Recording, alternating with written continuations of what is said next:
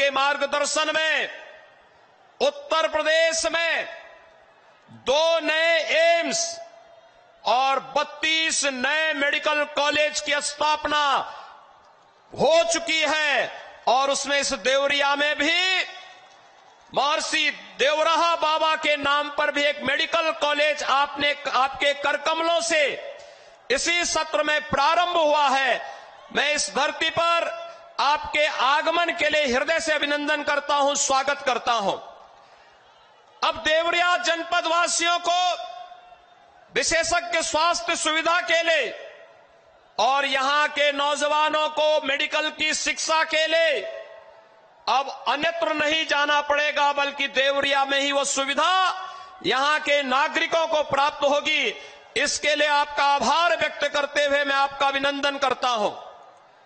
महोदय, भारत सरकार की अन्नदाता किसानों के कल्याण से जुड़ी हुई योजना हो, गरीबों को आवास से जुड़ी हुई योजना हो और पूर्वी उत्तर प्रदेश बीमारी की इस वेदना को इससे ज्यादा कौन झेल सकता है, जिसने 4 दशक तक मस्तिष्क ज्वर की वेदना को झेला हो। हजारों बच्चे जिस इंसेफ्लाइटिस और मस्तिष्क ज्वर की चपेट में आकर के समय काल कलवित होते थे, पहली बार आजादी के बाद वो संवेदना देखने को मिली थी जब आपके नेतृत्व में स्वच्छ भारत अभियान में हर गरीब के घर में एक एक शौचालय देने का काम हुआ और जल जीवन मिशन के अंदर हर गरीब के घर में हर घर नल की योजना प्रभावी ढंग से लागू होती हुई दिखाई दी। आज उसका परिणाम है कि इंसेफ्लाइटिस से होने वाली मौत के आंकड़े 95% कम हो चुके हैं और जैसे कोरोना का बेहतरीन प्रबंधन आपके नेतृत्व में भारत ने किया है, उसी तर्ज पर इंसेफ्लाइटिस और अन्य विषाणु जनित और जल जनित बीमारियों का समाधान करने की दिशा में आज उत्तर प्रदेश आगे बढ़ा है। महोदय, मैं आपका अभिनंदन इस अवसर पर, इस चुनावी सभा के अवसर पर इसलिए भी करना चाहता हूं, एक अभिभावक के रूप में आपने पूरे देश को कोरोना जैसी महामारी में बचाने के लिए जिस प्रकार के प्रयास किए, पूरी दुनिया ने उसकी सराहना की। जीवन भी बचाया गया, जीविका को भी बचाया गया।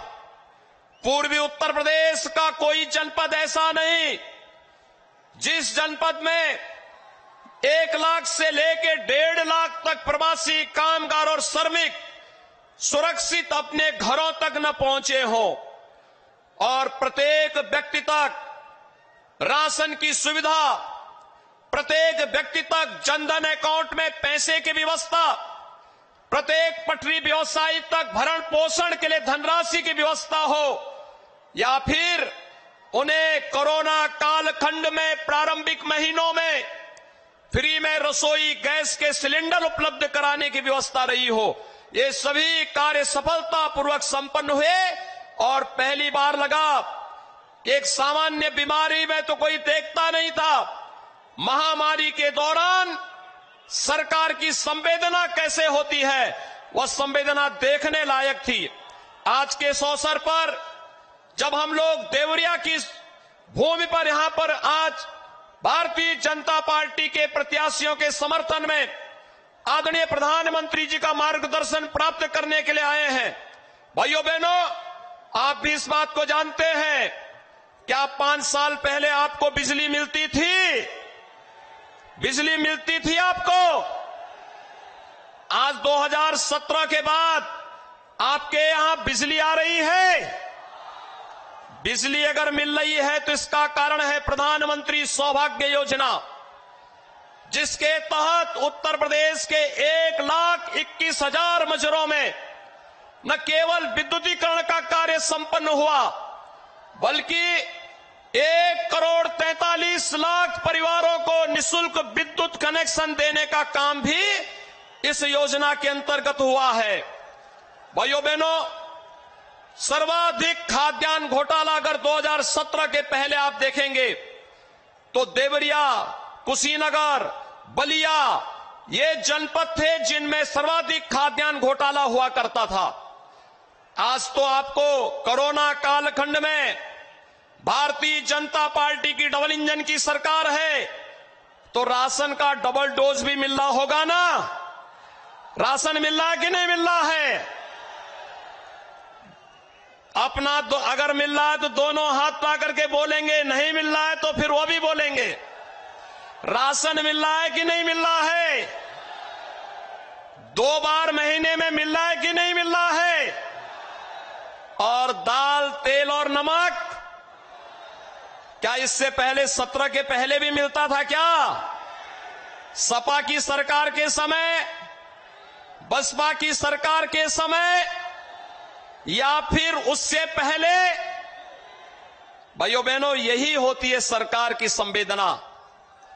यही जो राशन आज आपको मिल रहा है, प्रधानमंत्री जी ने जो तकनीक का उपयोग करके एक एक राशन की दुकान को ई पॉस मशीन के साथ जोड़ करके और प्रत्येक गरीब का खाता खोल करके जो व्यवस्था बनाई है, आज उसका परिणाम है 15 करोड़ गरीब उत्तर प्रदेश के अंदर महीने में 2 बार राशन की सुविधा प्राप्त कर रहे हैं।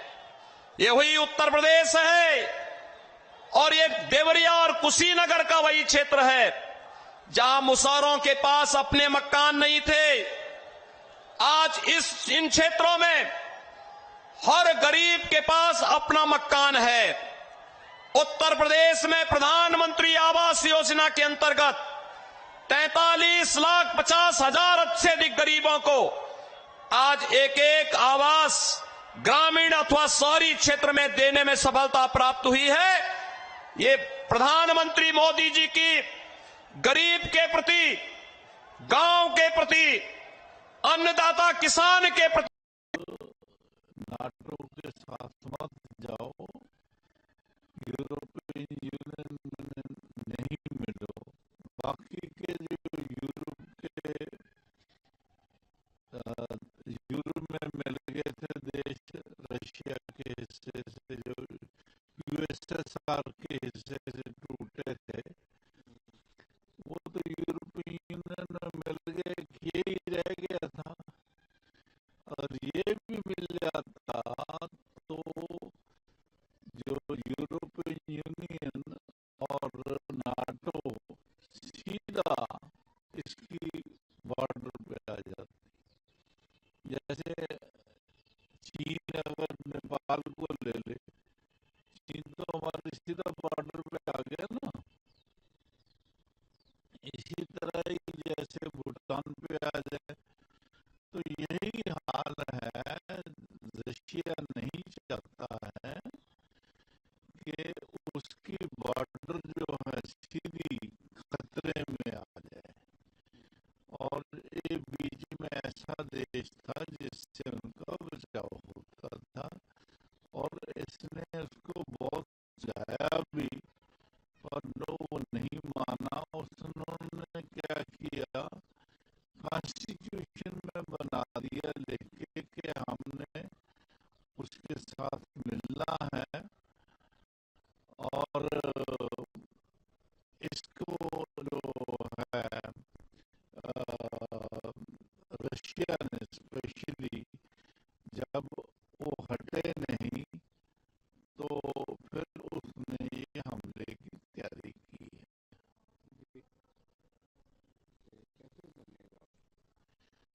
देखो, अभी 20,000 के करीब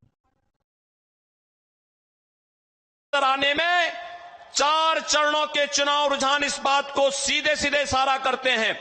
आज के इस अवसर पर मैं एक बार फिर से यहां पर रुद्रपुर से श्री जयप्रकाश निषाद जी, पथरदेवा से सूर्य प्रताप शाही जी, देवरिया से श्री सलभमणि त्रिपाठी जी, रामपुर कारखाना से श्री सुरेंद्र चौरसिया जी, भाटपा रानी से श्री सबा कुंवर कुशवाहा जी, सलेमपुर सुरक्षित से श्रीमती विजयलक्ष्मी गौतम जी, बरस से श्री दीपक मिश्रा साका जी, और चोरी चोरा से श्री श्रवण निषाद कि ये भारतीय जनता पार्टी के प्रत्याशी हैं। आदरणीय प्रधानमंत्री जी का मार्गदर्शन हम सबको प्राप्त हो। कमल चुनाव चिन्ह के लिए हम सभी प्राण प्रण से जुड़ करके 3 मार्च को भारतीय जनता पार्टी के इन सभी प्रत्याशियों को भारी बहुमत से विजयी बना करके हम लोग उत्तर प्रदेश के अंदर एक दमदार सरकार बनाने में अपना योगदान दें। इस विश्वास के साथ एक बार फिर से मैं आदरणीय प्रधानमंत्री जी का देवरिया की धरती पर हृदय से स्वागत और अभिनंदन करते हुए उन्हें सादर आमंत्रित करता हूं कि आदरणीय प्रधानमंत्री जी, आप देवरिया की इस जनता जनार्दन को अपना मार्गदर्शन देने की कृपा करें। आदरणीय प्रधानमंत्री जी।